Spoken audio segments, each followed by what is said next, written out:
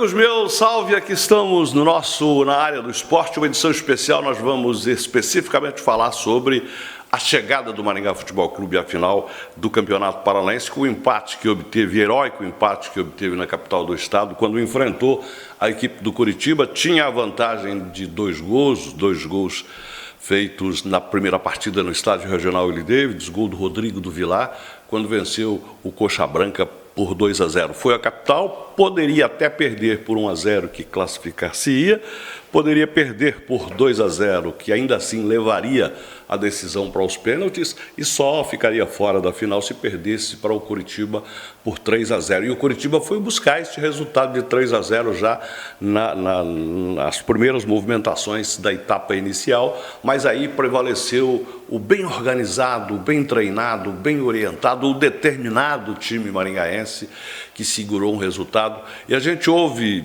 algumas observações: ora, foi um jogo feio, tecnicamente não foi lá grande coisa, preocupações tolas, jogou pelo resultado. Gente do céu, em que tipo em que modalidade do desporto você não joga pelo resultado? Você sempre joga pelo resultado, não é? Pode ser no futebol, no vôlei, no basquete, no truco que você gosta de jogar, você joga sempre pelo resultado. Essa questão de estética, de jogar bem, de fazer uma boa partida, isso fica no segundo plano, não é?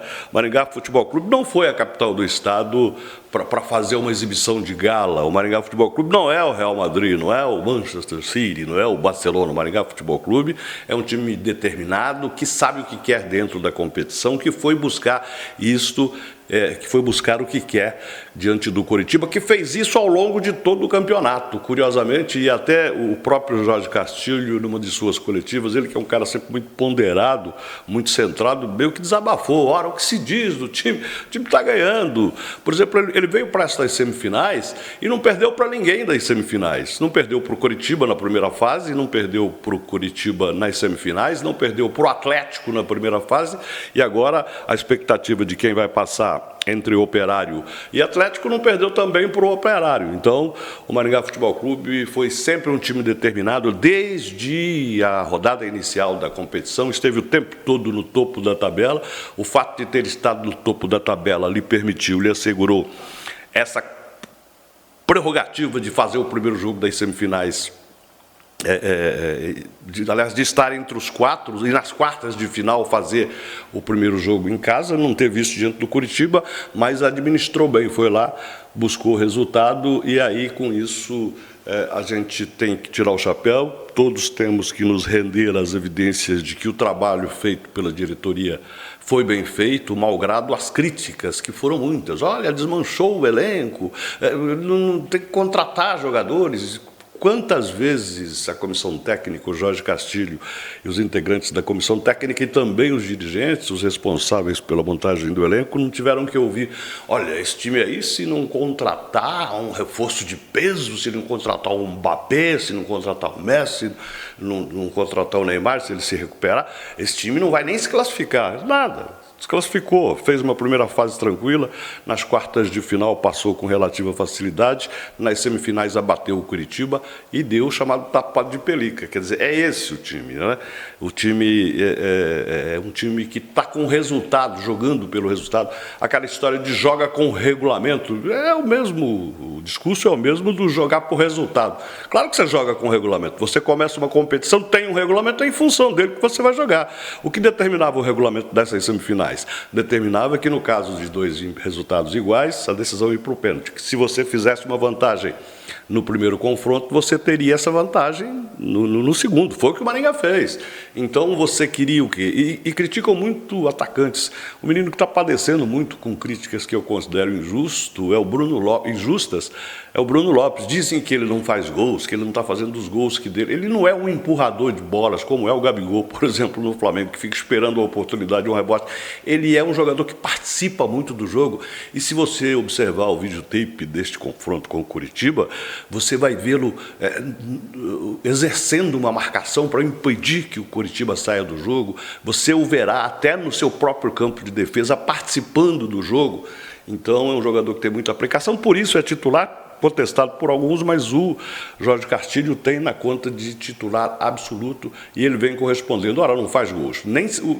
No futebol moderno, há funções outras, mesmo para um jogador de linha ofensiva, que é participar do jogo de forma tal que, se você não faz o gol, você sendo o camisa 9, sendo o 7, o 11, sendo o homem de frente, mas se os seus companheiros de outros setores fazem esses tentos, que levam ao êxito do time, é decorrência da aplicação de um atacante como esse. Portanto, vamos evitar aquele... Vou eu, cuido da minha vida e vocês cuidam de vocês, mas eu acho que a participação, o envolvimento do atacante nem sempre é na artilharia, nem sempre é na contabilidade de gols, é no envolvimento, e o Maringá Futebol Clube tem isso, não é? Tem atacantes, não sei estatisticamente, não tenho, mas um número maior de gols feitos pelo Maringá Futebol Clube são de homens de retaguarda. O próprio Vilar, o Rodrigo, que é um volante, o Zé Vitor, que também é homem de meio campo.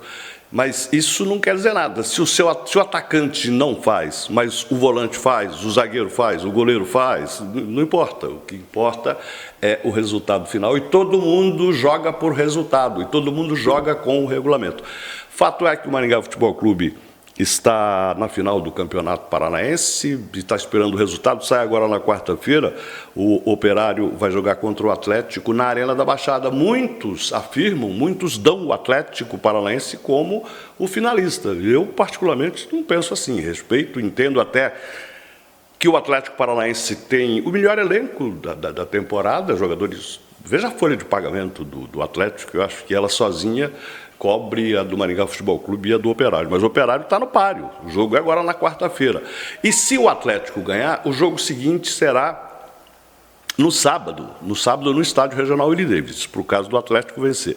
Se o vencedor for o Operário, isso não está homologado, a Federação Paranaense não determinou, mas será no domingo, até porque não há necessidade nenhuma de ser no sábado, por conta de que, diferentemente do Atlético, que tem compromisso pela Copa Sul-Americana já no início de abril, o Operário não tem a Série B para disputar, mas não é imediato o jogo, então a partida será no domingo, sendo o Fantasma o adversário do Maringá Futebol Clube.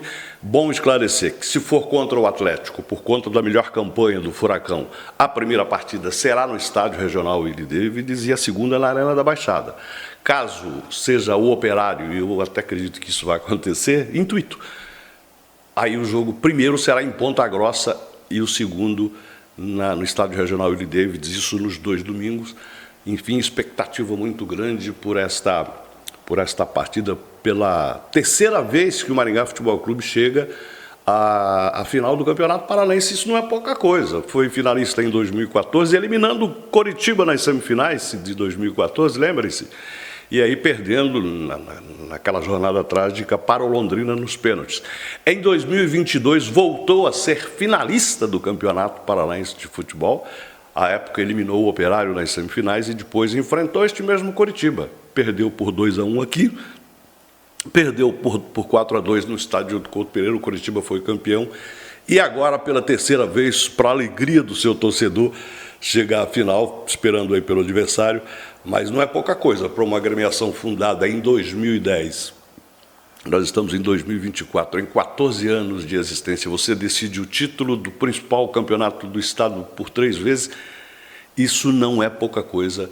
Isso faz do Maringá Futebol Clube o verdadeiro êxito, e é um time de êxito. No futebol do interior, poucas são as agremiações que conseguem um desempenho tão positivo.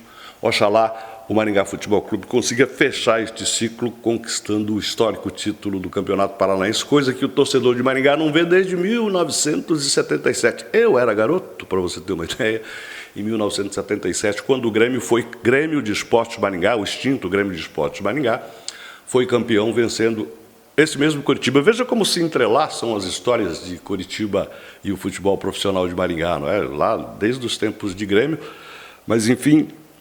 Torcida em passando o Atlético, porque convenhamos, eu estou supondo até que o Operário passe, mas devo admitir que o Atlético é favorito contra o Operário, e sê-lo-á também, caso vá para a final com o Maringá Futebol Clube. Mas aí final é outra história, aí tem aquelas questões de jogar por resultado, com o regulamento de bairro.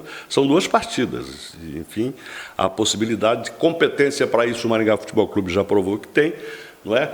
Fechando essa temporada estadual, aí depois vai botar foco na Série D do Campeonato Brasileiro, mas isso é uma outra história e nós voltaremos para falar sobre ela aqui na área do esporte. Por hora, agradecer a sua atenção, sua paciência por acompanhar o nosso trabalho aqui. Um abraço carinhoso, fraternal e bem gostoso para quem é do Sul, para quem é do Norte. Axé e boa sorte!